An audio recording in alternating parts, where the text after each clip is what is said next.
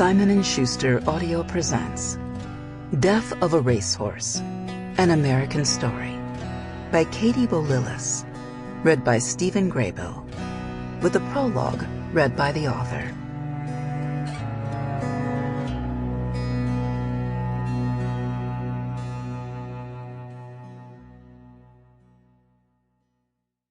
For my mother, Robin Trawick Williams, who taught me to love the thoroughbred.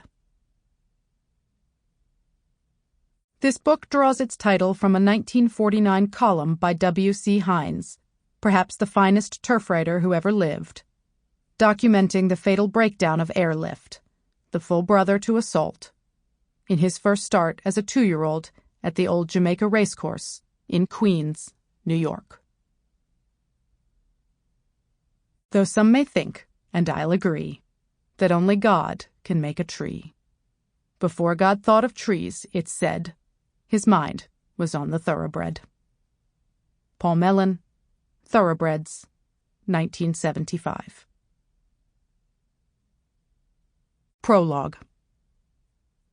On a quiet morning near Pasadena, California, in the December off-season of 2021, that year's Kentucky Derby winner, Medina Spirit, was on the racetrack for a routine morning workout. Something had gone horribly wrong. It wasn't a terribly fast effort for Medina Spirit, a dark brown horse with just the tiniest white star, like a freckle in the middle of his forehead. He covered 5/8 of a mile in precisely 1 minute and 1 2/5 of a second, under his regular exercise rider, Juan Ochoa. An official track clocker marked the time to disseminate to gamblers across the country, so they could keep track of how the horse was training, mining the workout for clues about how well he might run in his next race later that month.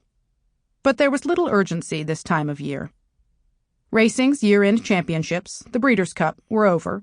Medina Spirit had finished second, and his next race was considered only a warm-up for a $20 million race in Saudi Arabia in late February. With all of the controversy about his Derby win and the status of his trainer still a matter of regulatory adjudication, it wasn't at all clear what races he might even be entered into after that. Medina Spirit had failed a drug test after winning the Derby, and his 68-year-old trainer, Bob Baffert, was now facing suspensions at some of the country's most important racetracks. Baffert sat in his usual seat in the open-air grandstand at Santa Anita Park, watching.